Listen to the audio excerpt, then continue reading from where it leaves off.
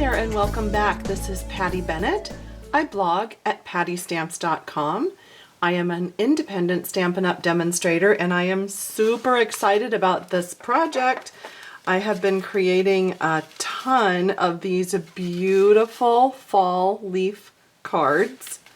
I just love them. Every one is unique and different. And today I will be showing you how to create the beautiful watercolored leaves that I used on these projects. I made about 30 of these and I just couldn't stop. I just think they are wonderful. So let's get out our supplies and I will show you how I created them. Let's just run through the supplies that I use so that you can have those on hand if you'd like to make this. And if you don't have these supplies, you can always click shop online at pattystamps.com and then you will be able to find these items in my online Stampin' Up! Store. So the background is the woodland embossing folder and oh my goodness, just super, like one of the best embossing folders we've ever had. In fact, it was actually kind of brought out of retirement by Stampin' Up! And put in the current catalog. So super high demand on that. And then watercolor paper. I do use the Stampin' Up! Watercolor paper. I have an aqua painter. I have my gold wink of Stella. I have a variety of re-inkers. These are just the classic re-inkers for the Stampin' Up! Ink pads and it's a fall palette. If you want to know real quickly, it's Cajun Craze, Daffodil Delight, Pumpkin Pie, Tangerine Tango, Watermelon Wonder, oh, duplicate of Cajun Craze, and Pear Pizzazz. So those are the 6 colors that I used. I have a dish of water over here. I have just a wide brush that I use for doing the watercolor wash, a plastic lid as my palette, very sophisticated, Cool Whip lid, haha. And then some adhesive. So I've got my Fast Fuse and some Stampin' Dimensionals. So let's get started. I have my piece of watercolor paper here. It measures 6 by 9 inches when you purchase the Stampin' Up! Paper. And a tip I have for you, when you're going to do a watercolor wash, I wet one side and then I flip it over and I work on the other side and that will keep it from curling. So you see how it started to curl up? It's hard to work on it when it's curled. So I just use the second side now to work on and it's going to lay flat while I'm working on it. So that is a super great tip. You want to work fairly fast because if it starts to dry, you're not going to get the terrific watercolor background look. So this is Daffodil Delight ink and I'm just going to dab on here. So I've put about 4 drops in that little lid and I'm just dabbing on there. So I've got some Daffodil Delight ink that's starting to spread. And now what I'm going to do is I'm going to grab Tangerine Tango, a couple drops of that. Woo! That was a big splash. And just sort of in between, going to dab and let that spread. Isn't that pretty?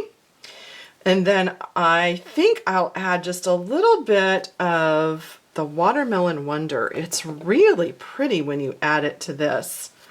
So I'm going to put a few drops of Watermelon Wonder and actually, instead of using the big brush, let me show you what I did with the aqua painter.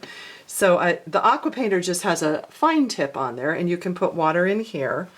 And I picked up some of this Watermelon Wonder ink on the tip and then I'm just going to flick it like this and it's making some little splatters. And that is a really neat way to just get some extra random colors on there. I think in addition to that, let's go ahead and just add some of that deeper color in here. And you want some fairly detailed colors happening here. You don't want like big patterns, because when you go to die cut the leaves, you need it to be kind of in a smaller area. I'll show you in what I mean in a minute if I'm not making sense. So then you would let that dry, and if it's warm weather where you are, like it is here right now, it will dry in an hour or so. When it's dry, it might look something like this. You can see that I've also added Pear Pizzazz on this one, so it has a little bit of the green. You can see a difference. And you can just make them all different. I did some with deeper tones with a lot of Cajun craze. I did some that were just yellow and green. So you can just do any color combinations that you want for fall. So then let me show you what you would do to die cut this.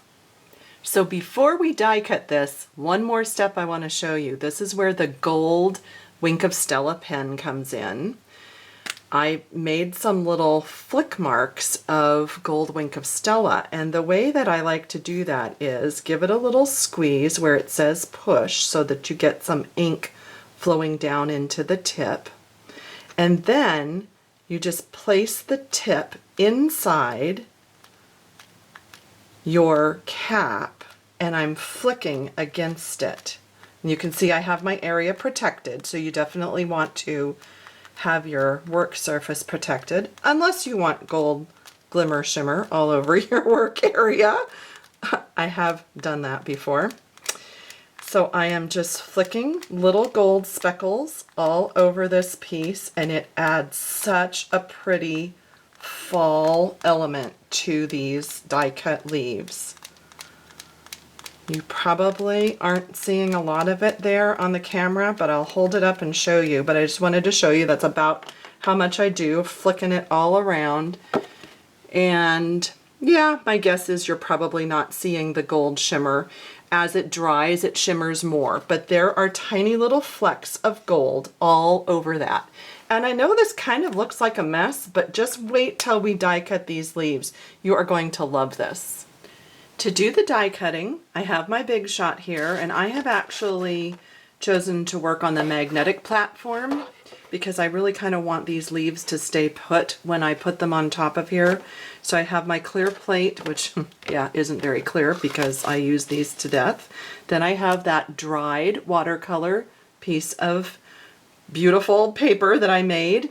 And then I have the leaflet framelits, which these are very much fall looking, so I have these. I'm going to put these down, and I try to work so that I can get absolutely the most out of my paper, so it's kind of a puzzle. And then from the Botanical Builders, I decided to take these two leaves as well. You could also use this one and this one. I just decided to grab those, so let's see if I can get all of these right there. So do you see how I'm really trying to use up the most that I can? And then I will put my other clear plate on and put this through the Big Shot. And then when it comes out, oh my goodness, gorgeousness, I'm just going to pop those through to the back.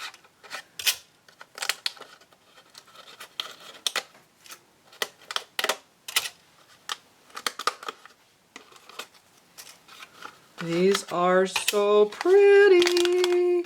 You are just not going to believe the gorgeousness. Look at this. Let me hold these up. So that paper that we thought kind of looked like a mess creates just the most beautiful looking fall leaves. I think they're spectacular. What do you think? I think they're gorgeous. So then I'll put this back in and repeat that on the other side so that I can get about 6 more leaves out of that side. These are just so, so, so pretty, and every one of them just comes out totally different. These are from a sheet that I did yesterday. And you'll notice on the cards, I also had some of the pumpkin pie glimmer paper that I cut leaves out of. So one tip when you're using this, turn it over in your Big Shot and cut from the back side, and it cuts beautifully. So I had some of the gorgeous glimmer paper leaves as well.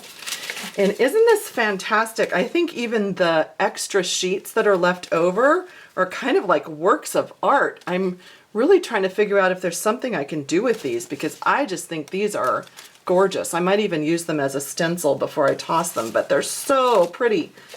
As you can see, I couldn't stop making them. I made a ton. They're so pretty. So let me just go through quickly assembling the card. And I do want to show you that this was my inspiration from my friend Cindy. She used the woodland folder in the background and put some leaves and the give thanks on there. So that was my inspiration for this card. I mentioned that I used the woodland folder, so you can see that's in the background, and that is very vanilla cardstock. I used a variety, you can see here, a variety of fall colors. So I've got Crushed Curry, Daffodil Delight, Cajun Craze, Pumpkin Pie, and Tangerine Tango. Those were the card bases that I used. You can use whatever fall colors you have. So I did use the Fast Fuse to adhere the embossed piece down to my card. And if you put this onto your card, so say this was the front and I did about 4 rows there, and then you put your embossed piece down, you won't flatten your embossed piece by trying to add adhesive to it. And then I just put a couple of little pieces of Fast Fuse there and some of the burlap ribbon.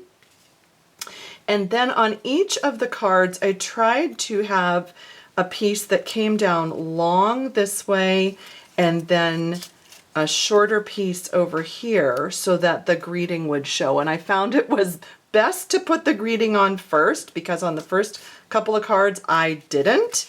And then, oops, I really couldn't fit the leaves on. So I have my Stampin' Dimensionals, and I just cut a strip off of the edge and put that right down the center. Just make sure that's not going to show. And that's how I adhered the longer leaf. And then the glimmer paper can sometimes be a little bit hard to attach to things. And so I did use some extra Stampin' Dimensionals on this. Normally you might not use that many on a piece this size, but I used several. And just a tip, if you go with your fingernail and push down on each of those dimensional papers, it makes pulling the backing off just a little bit easier. So that one then will go right up here. And then I tried to choose a smaller leaf to put in the center. So how about, I think that would look gorgeous. And again, a few extra dimensionals because we're going to attach to the glimmer paper. So you may not have normally have used that many, but I am just going to make sure that it sticks on there. Ooh, how pretty is that? Look at that pretty arrangement. And every single card is going to be different. Isn't that fun? I love that. And then I have some of the gold ribbon. It's just a natural ribbon with a gold stripe down the middle. And since I made this a top folding card, then I have the ability to wrap it around there. So that's just kind of the final step there. And voila. Isn't that pretty? Oh my gosh, I just love every one of these cards. I hope you enjoyed that. I hope you will have fun creating some of your own pretty leaves for fall. And if you need any of these supplies, visit me at pattystamps.com and click on any of the shop online buttons. Thanks so much. See you next time.